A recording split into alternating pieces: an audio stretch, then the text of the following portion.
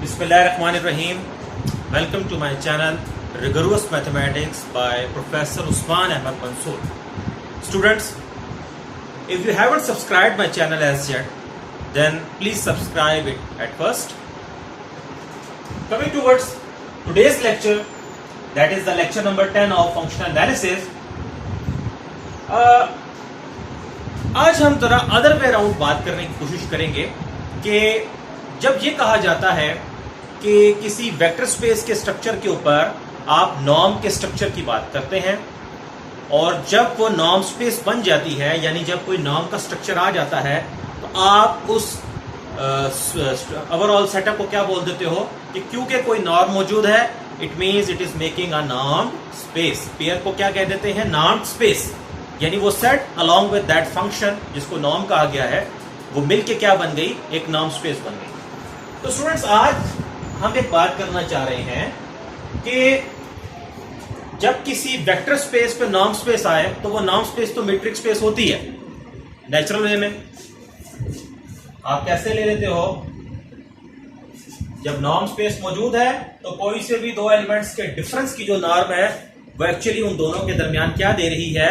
Metric distance दे रही है। यानी इसके थ्रू आप मीट्रिक की चार प्रॉपर्टीज सेटिस्फाई करवा सकते हैं। हमारा जो टारगेट है यहां पर कि अगर मेरे पास एक वेक्टर स्पेस V है, ठीक है, और इस वेक्टर स्पेस के अगेंस्ट मेरे पास कोई मीट्रिक फंक्शन मौजूद है, तो वो मीट्रिक फंक्शन कहां से कहां तक होगा? V क्रॉस V से R तक होगा। मेरा यह सवाल है कि क्या इस मीट्रिक पे कुछ रिस्ट्रिक्शंस लगाकर क्या मैं ये कह सकता हूं कि जब आपके पास किसी वेक्टर स्पेस V पर कुछ रिस्ट्रिक्शंस वाली मीट्रिक आती है तो वहां से आप एक नॉर्म भी डिफाइन कर पाते हैं, और जब आप इस मीट्रिक को इस्तेमाल करके नॉर्म डिफाइन करेंगे, it means this will be the norm coming from some metric. Norm से मीट्रिक पे जाना तो आसान है, लेकिन मीट्रिक से नॉर्म पर क्या आप ऑलवेज जा सकते हैं? The answer is no. In our next lecture हम एक काउंटर एग्जाम्पल करेंगे जहां पर हम ये बताएंगे कि हर नॉर्म स्पेस तो मीट्रिक स्पेस है, लेकिन हर मीट्रिक स्पेस का नॉर्म स्पेस होना जरूरी नहीं है। किसी के जहन में आ सकता है कि ये काम आज के लेक्चर में क्यों नहीं कर रहे, तो मे बी ये जो आज का रिजल्ट है ये आपको हेल्प आउट करे उस एग्जाम्पल को समझने में। मैं एक काउंटर एग्जाम्पल दूंगा जहां मैं बताऊंगा कि ये जो सिस्टम है कि मीट्रिक स्पेस तो बन रहा है, मगर आप इस मीट्रिक को इस्तेमाल करके कोई नॉर्म इंड्यूस नहीं कर सकते, या दूसरे लफ्जों में कोई नॉर्म उस सेट को ऐसी नहीं दी जा सकती जो उस मीट्रिक के थ्रू क्या हो रही हो? ऑब्टेन हो रही हो। ठीक है, यानी हमें क्या पता चला कि मीट्रिक के पीछे तो नॉर्म मौजूद है, ठीक है, सॉरी, नॉर्म से तो मीट्रिक निकल रही है, लेकिन हर मीट्रिक के पीछे किसी नॉर्म का होना जरूरी नहीं है। बिल्कुल ऐसे ही जैसे हम कहते हैं कि हर मीट्रिक स्पेस से एक टोपोलॉजिकल स्पेस तो बन रही है, मगर क्या कोई भी आर्बिट्रेरी टोपोलॉजिकल स्पेस जब उठाई जाती है तो क्या वो आर्बिट्रेरी टोपोलॉजिकल स्पेस किसी मीट्रिक से इंड्यूस हो रही है? The answer is no. And the counter example is Sierpinski space, which is a non metrizable topological space. ऐसी टोपोलॉजिकल स्पेस होती है वो जो किसी मीट्रिक स्पेस से इंड्यूस नहीं हो रही होती। तो हम भी अगले नेक्स्ट लेक्चर के अंदर क्या करेंगे? एक मीट्रिक स्पेस लेकर के बताएंगे कि वो मीट्रिक स्पेस किसी नॉर्म से इंड्यूस नहीं होती। हर नॉर्म किसी न किसी मीट्रिक को तो इंड्यूस कर रही है, हर नॉर्म से मीट्रिक तो निकल रही है एक नेचुरल अंदाज में, लेकिन हर मीट्रिक किसी नॉर्म से आ रही है। The answer is no. Anyways, आज हम क्या कह रहे हैं, तो इस क्वेश्चन को हल भी तो करना था कि ठीक है, हर मीट्रिक के पीछे नॉर्म नहीं मौजूद, लेकिन जब किसी मीट्रिक पे कुछ खास रिस्ट्रिक्शंस लगाई जाएं तो क्या हम ये कह सकते हैं कि जी अब ये मीट्रिक हमेशा किसी नॉर्म के थ्रू आएगी? The answer is yes. जब तक रिस्ट्रिक्शंस नहीं थी आप ये नहीं कह सकते थे कि हर ये मीट्रिक के पीछे कोई नॉर्म मौजूद है, लेकिन जब ये रिस्ट्रिक्शन आ गई तो वो रिस्ट्रिक्शन इंश्योर कर रही है कि ये मीट्रिक किसी नॉर्म से क्या हो रही है? इंड्यूस हो रही है। यही मैंने क्वेश्चन में लिखा कि what conditions should be imposed on a metric space, on a metric defined on some vector space, कि किसी वेक्टर स्पेस पे जब मीट्रिक डिफाइन हो तो क्या कंडीशंस मुझे लगानी चाहिए स्टूडेंट्स कि ये जो सेट V जो कि मीट्रिक स्पेस है, वेक्टर स्पेस तो है ही है, D आने से मीट्रिक स्पेस भी बन गया, ये क्या बन जाए? Norm space. तो उसका जवाब मुझे इस प्रॉब्लम के अंदर मिला, हमें इस प्रॉब्लम में मिलेगा। और यहां हम देखेंगे कि वेक्टर स्पेस के ऊपर जब कोई मैट्रिक आए तो वो मैट्रिक किन दो कंडीशंस को सेटिस्फाई करे। तो आप ये कह सकते हो कि अब ये मैट्रिक डेफिनेटली किसी नॉर्म से इंड्यूस हो रही। ठीक है, मैं इसकी फॉर्मल स्टेटमेंट पढ़ता हूं और फिर हम प्रूफ करते हैं।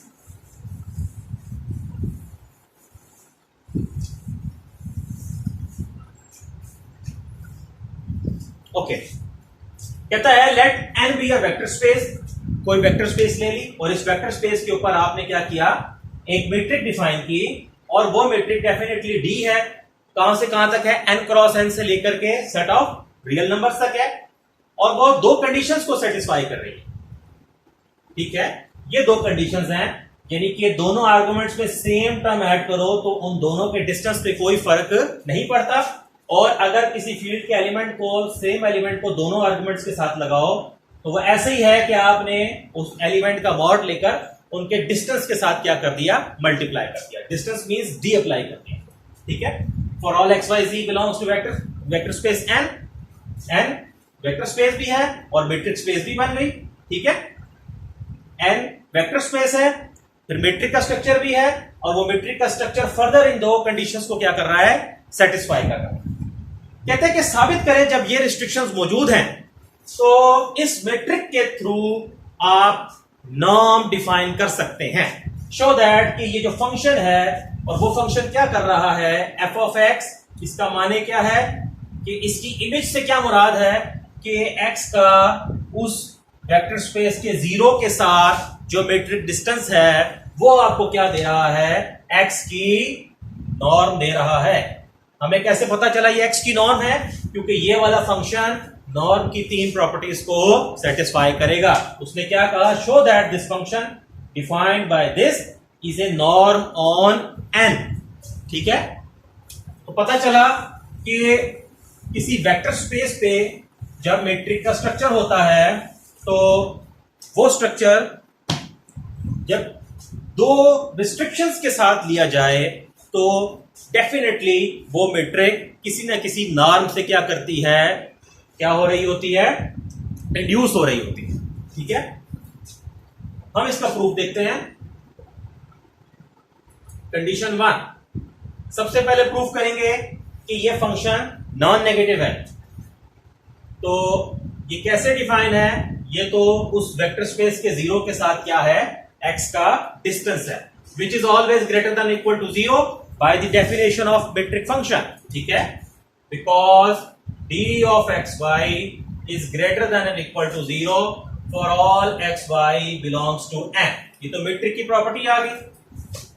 नेक्स्ट, अब इसमें क्या प्रूफ करते थे कि अगर फंक्शन जीरो है तो इसका क्या मतलब है, इसका मतलब है वो जिस तरह डिफाइन हुआ है वो चीज जीरो है। By the way this zero will be a real number, zero from the set of real number, because आपकी इमेजेस आर में जा रही हैं।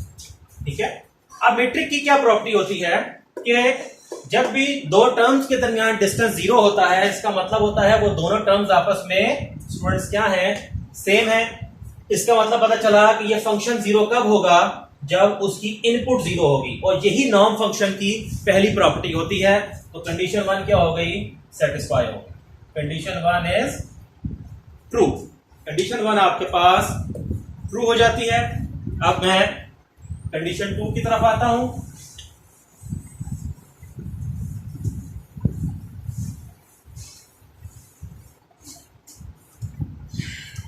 कंडीशन 2 में क्या प्रूफ करेंगे कि इस फंक्शन में किसी स्केलर को मल्टीप्लाई करें और इमेज लें तो वो ऐसे ही है कि आपने उस स्केलर के मॉडुलस को उस वेक्टर की इमेज के साथ क्या कर दिया, मल्टीप्लाई कर दिया। बेसिकली ये रिजल्ट प्रूफ करना चाहते हैं हम। यहां पर देखते हैं कैसे होगा।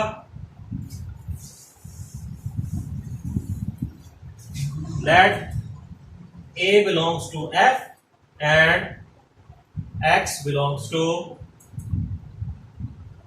X, आपका N से आ गया। देन तो फिर आप क्या देखते हैं, AX रखें, किसके बराबर आएगा, कैसे डिफाइन किया गया? डी ऑफ पहला एलिमेंट, वो जिस एलिमेंट के ऊपर फंक्शन अप्लाई हुआ वो एज इट इज, उसका फासला उस वेक्टर स्पेस की जीरो के साथ। ओके, अब ये कैसे लिखा जा सकता है? आप जानते हैं कि किसी भी वेक्टर स्पेस का जो जीरो होता है उसको आप किसी स्केलर के साथ मल्टीप्लाई करें तो वो वही आंसर देता है जो वो खुद होता है। यानी आप किसी वेक्टर स्पेस के साथ के जीरो के साथ कोई स्केलर लगा दें तो जवाब वापस वही मिलता है। तो इस जीरो को a टाइम्स जीरो भी लिखा जा सकता है, where a is some field element. Field आपकी या सेट ऑफ रियल नंबर्स होगी या सेट ऑफ कॉम्प्लेक्स नंबर्स होगी, दोनों केसेस में रिजल्ट होल्ड करता है। जनरल वेक्टर स्पेस के अंदर भी होल्ड करता है। अब आप इस प्रॉपर्टी के ऊपर आए जरा, आपकी जो मीट्रिक फंक्शन है वो इस प्रॉपर्टी को सेटिस्फाई कर रहा है, तो a का मॉड बाहर आ जाएगा और साथ क्या लिखा जाएगा? d of x comma zero. a बाहर आ गया, x और जीरो आ गया, mod of a d of x comma zero. ये किसके बराबर है? ये तो उस फंक्शन की इमेज लिखी हुई है जिसको मैंने नॉन प्रूफ करना है। तो देख लें, कंडीशन 2 भी क्या हो गई? Condition 2 is also true. हमने स्टूडेंट्स क्या किया?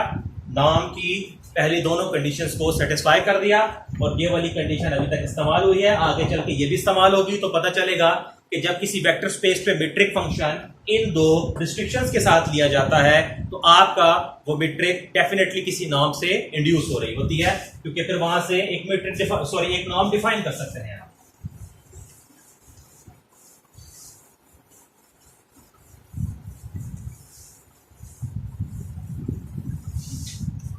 कंडीशन नंबर 3,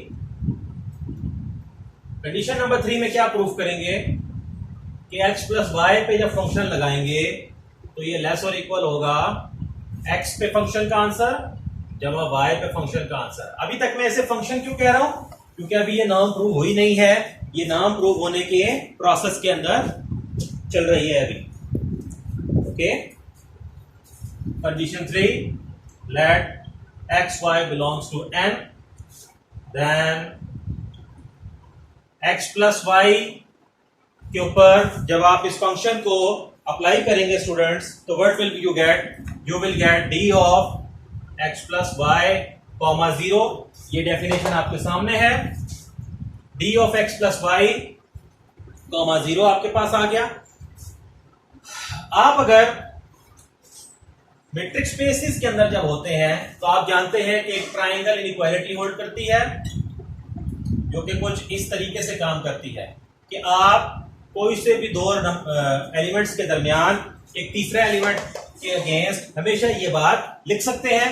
तो अगर x प्लस वाई को एक एलिमेंट मान लूं, जीरो को दूसरा एलिमेंट मान लूं और तीसरा एलिमेंट y को मान लूं तो ये कैसे लिखी जाएगी बात? d of x plus Y comma Y plus d of y comma zero.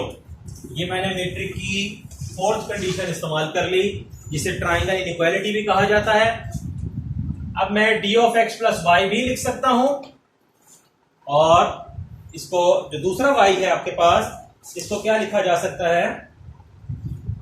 इसको जीरो प्लस वाई लिखा जा सकता है। ऑफ कोर्स वेक्टर स्पेस का जीरो ऐड करें तो वह y पे कोई फर्क नहीं डालेगा, because zero is the additive identity element, because vector space is an abelian group. Okay, plus d of y comma zero. जरा इस कंडीशन पे आए। ये कंडीशन क्या कहती है कि दो x और y में जब सेम एलिमेंट ऐड हो तो वह x और y के डिस्टेंस में फर्क नहीं डालता। तो it means this will B x और जीरो लिख दिया जाएगा, यहां से y को छोड़ दिया जाएगा। इसी तरह यहां पर y और जीरो लिख दिया जाएगा। अब d of x comma zero क्या है? x की नॉर्म है, x फंक्शन के ऊपर x की इमेज है। ये देखें आप, आपके पास आ गया। सो आपने क्या प्रूफ कर दिया कि ये प्रॉपर्टी होल्ड कर गई। सो कंडीशन 3 इज ट्रू। इसका मतलब जब किसी वेक्टर स्पेस पे इन रिस्ट्रिक्शंस के साथ मैट्रिक्स ली जाएगी तो वो मैट्रिक डेफिनेटली किसी नॉर्म के थ्रू इंड्यूस हो रही होगी। ओके, या वहां से आप नॉर्म डिफाइन कर सकते हैं। हो गया। Hence prove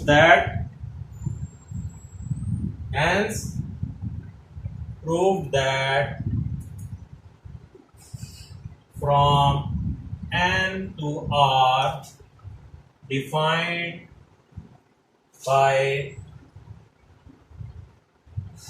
d of x comma 0 is a norm on N। तो पता चला कि मैट्रिक स्पेस कब नॉर्म स्पेस बन जाती है, जब आपके पास क्या हो, वो मैट्रिक इन दो कंडीशंस को सेटिस्फाई कर रही हो। सो आज इस लेक्चर का बेसिकली एजेंडा क्या था, what conditions should be imposed on the metric defined on sub vector space such that it turns out to be a norm space. Hopefully you have enjoyed the lecture. Keep watching my channel and subscribe, share and like my videos. Thank you.